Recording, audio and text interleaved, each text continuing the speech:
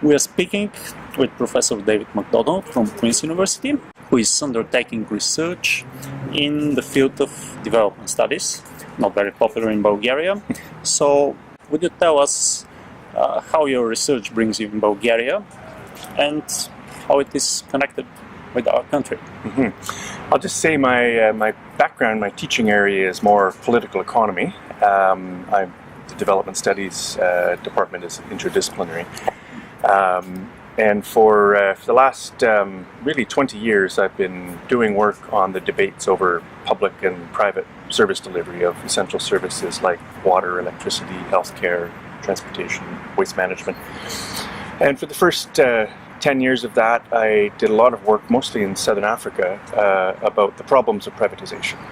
And after that, I started to realize that the debate had largely stalemated. Those in favor of privatization, those opposed to privatization, I was very critical of it. But the debate had really just got to a point where it had become more of a shouting match.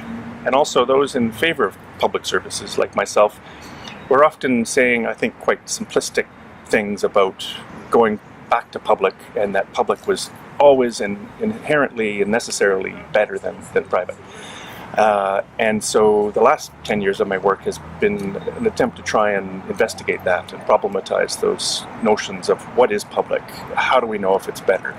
It's very easy to find bad public services, and so we don't want to just celebrate something simply because it's public.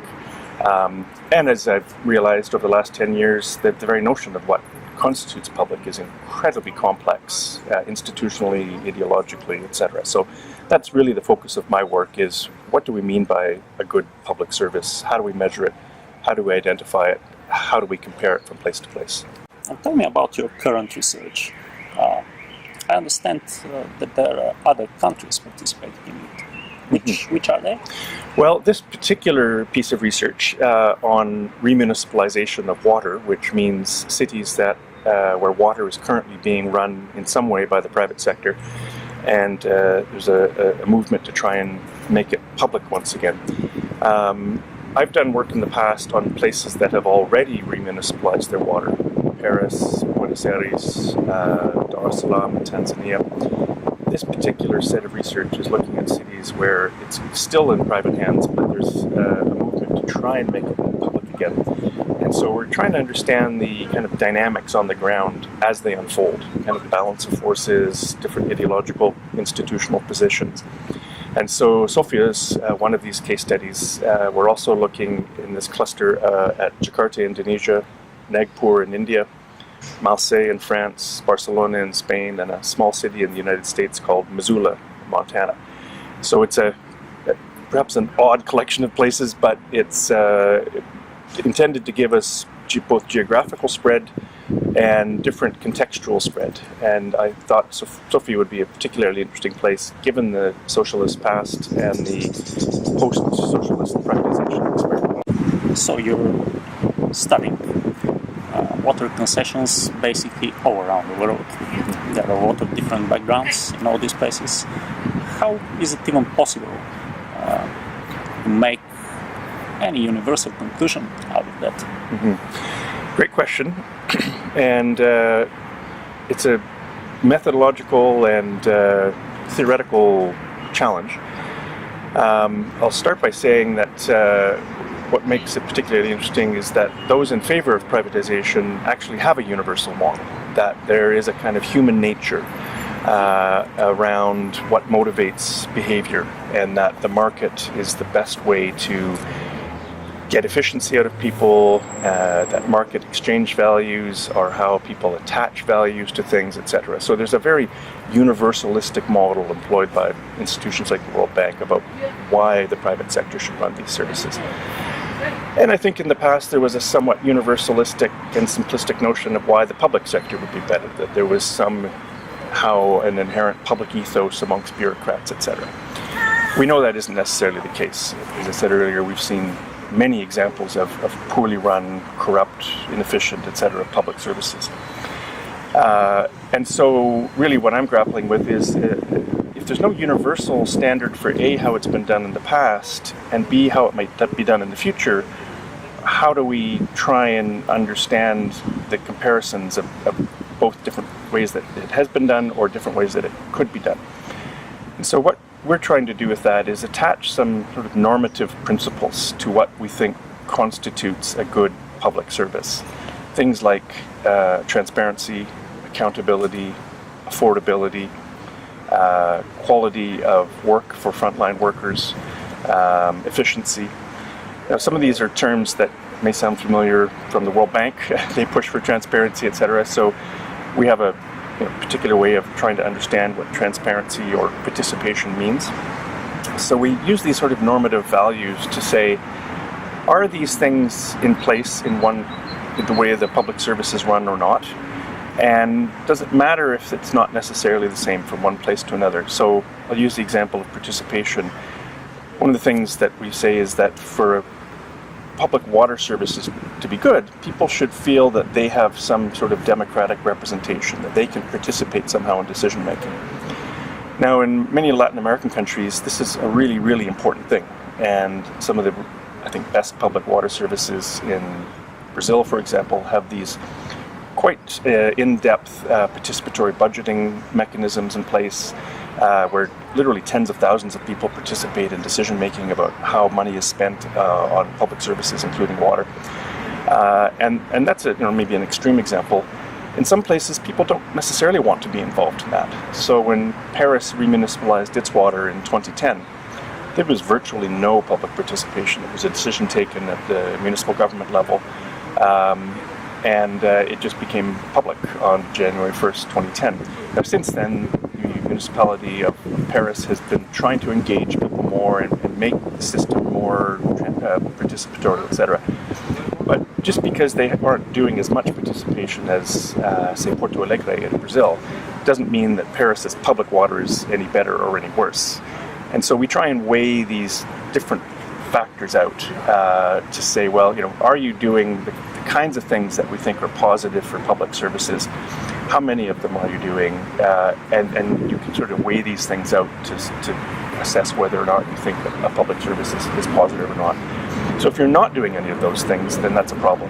Maybe you're doing really well on participation, but if services are unaffordable, if they're inefficient, if the government running them isn't very transparent, then you can start to say, well, maybe this isn't a particularly good model. We in Bulgaria have plenty of cases, not only water supply companies, but also electricity providers, and now even the hospitals.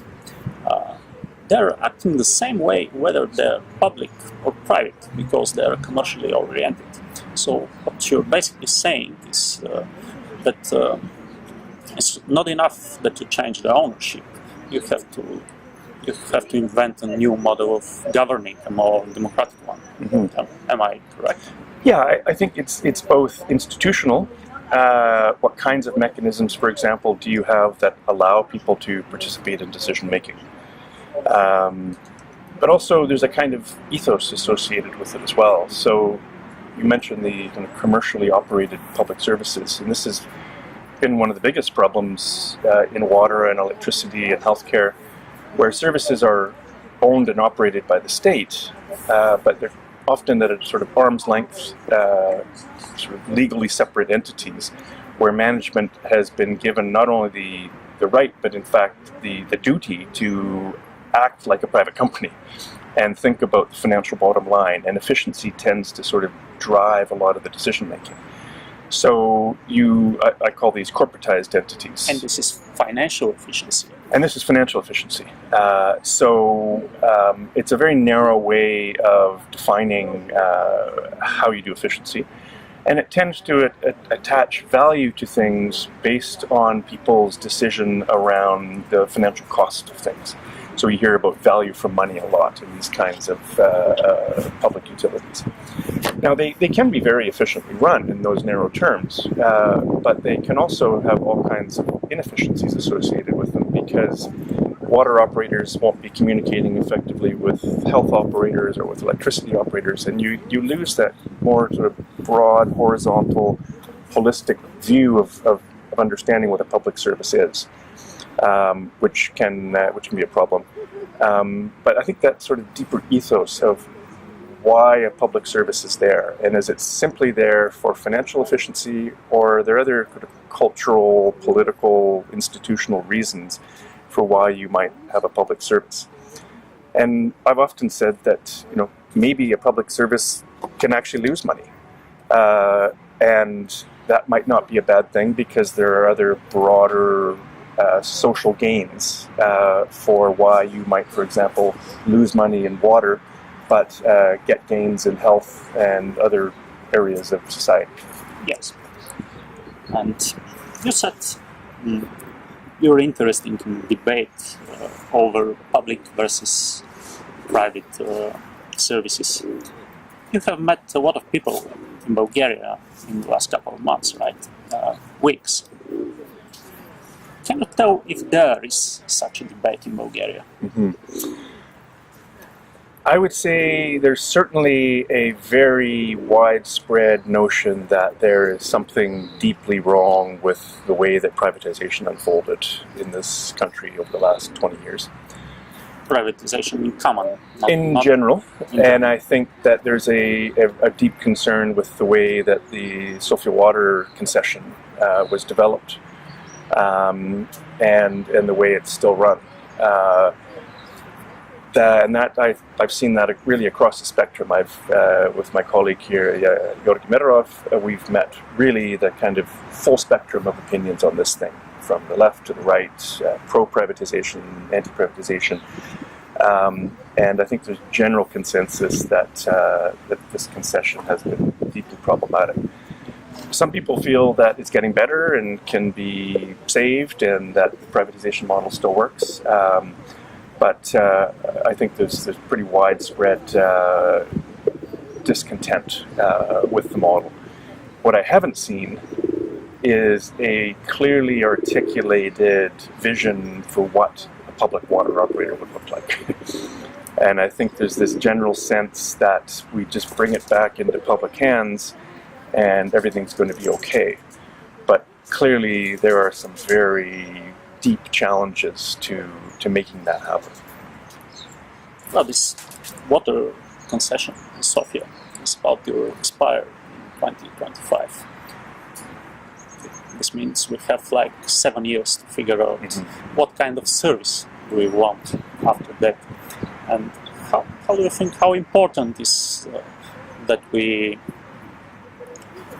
find a new way to govern this probably public company if we remunicipalize?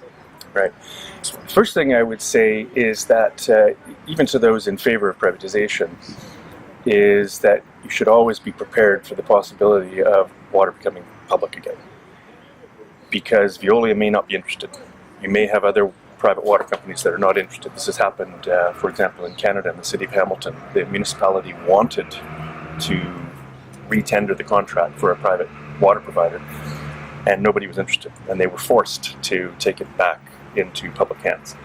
And so whether we want a public or private company to run this water supply system, we have to think of an alternative. Yeah, I think I don't want to use necessarily a war metaphor, but you need to be prepared for any possibility, and so I think it's in everybody's best interest to give that some thought. Now, having said that, I think the progressive forces in this country need to think about what kind of progressive water operator. Because I think there are sort of three possibilities of public happening here. One is that it goes back into a kind of crony capitalism, nationalist forces that simply want control of an essential resource, where they have control over 150 million leva and revenues every year. Like in Hungary. Like in Hungary, where we've seen Orbán's government bring it back in-house, and then they outsource it to their friends, and it's not a particularly democratic or efficient, or it sort of fails on all those kind of criteria of good performance for a public utility. The second option is that it could become a kind of neoliberal corporatized entity, where you create an arm's length legally autonomous, semi-autonomous water utility that is effectively run like a private agency. And with the current Sofia Veolia managers that may come back into running a public utility like that, they would just bring that private sector ethos into this new public entity.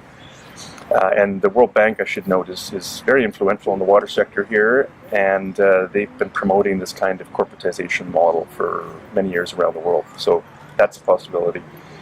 The third possibility is a more progressive, socialized, social democratic kind of model of places that we've seen, like Paris, Berlin, the current struggles going on in Barcelona, where people are articulating a different kind of public. One that isn't just simply top-down, bureaucratic, run only by engineers. One that's more socialized and politically sensitive and takes progressive tariff structures seriously. For example, dealing with the Roma challenge here, the Roma situation, where frankly it's a disgrace how few Roma have good quality water services, and so a progressive public water agency would need to think about how do you deal with this challenge, and how do you construct tariffs, how are you going to invest heavily in these areas, and how do you engage in a meaningful way with Roma people in the decision making about these things. So these things don't happen overnight, and I think 7 years from now, when the contract's over, I think it should probably start yesterday in terms of planning for the future. Well, in some sense, it started. Here we have your book, which is published a few years ago in Bulgaria. It's called Remunicipalization, Putting Water Back into Public Hands. This can be very popular. I mean, you should really think about something pronounceable. Well, in fact, there's a debate in activist circles and in academic circles about the term, in part because sometimes it happens at a national level, in some places because people actually don't want the state involved. I was sitting in a meeting in Cochabamba in Bolivia a number of years ago where I talked about remunicipalization and the municipality taking over water again, and half the people in the room just stood up and walked out because they don't want the state involved in their service delivery. There's a much more autonomous, sort of anarchist kind of political movement there that doesn't want the state involved. So, in fact, the term is contested, and there's different ways of thinking about what it means to sort of go public again, and what role does the state play, etc. So, in the end, I have one more general question for you. Since you're standing for kind of public ownership of these essential services for the society and the communities, before all, you're a scientist, social scientist, but your work kind of brings you to social activism. And many people would argue that scientists, especially in social science, should not be engaged in making political conclusions, like they should be neutral or something like that. How do you think, what place does it take your research field in society? Mm-hmm. Well, I've always considered myself, and this comes in part from my mentors when I was a graduate student, to be a scholar activist. But I also say to people who challenge that all scholarship is activist. There's no such thing as pure objectivity.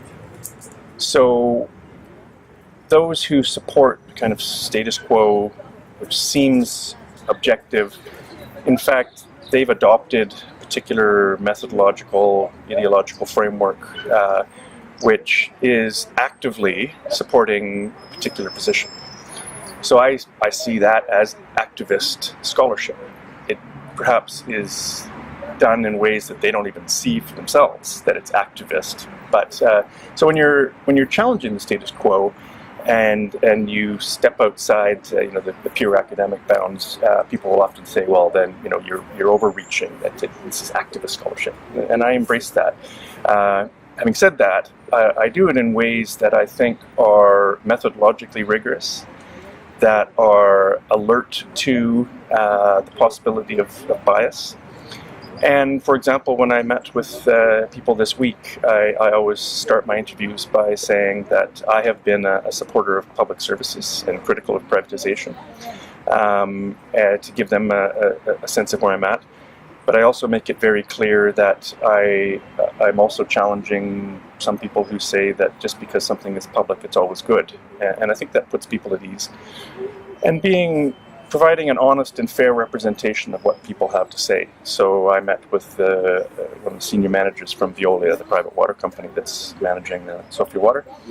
And I made it clear to him, I'm not here to try and make Veolia look bad. I'm here to honestly hear what you have to say and to represent that fairly. And I'm going to send him, as I will with everybody else, a draft copy of the article that Jorge and I will be writing, and give him the opportunity to comment on, and fact check, etc. He probably won't agree with much of what I have to say, perhaps, but I think that's a kind of procedural and methodological way of introducing objectivity into what is an inherently subjective field of study. I particularly like your answer because it also applies to media in journalism. When is this study about to be ready? Well, we're sort of going to be working up a draft paper, and I'm hoping in the next couple of months we'll have a full draft paper ready to circulate to people, and then it'll sort of get into the typical sort of peer review process in academia, and along with my colleagues who are doing case studies in the other cities. We're going to be publishing this work as part of a special issue of a journal, academic journal, next spring, which is open access, Water Alternatives it's called. And but I suspect we'll try and put something out in Bulgarian here as well, perhaps a little more popular in its format, a little more accessible, to help sort of contribute to the debate. And really, that's as a scholar activist, I always sort of think, what can I do to contribute to an important debate? That's really the nature of my activism, if you will. Thank you, Professor Macdonald. Thank you.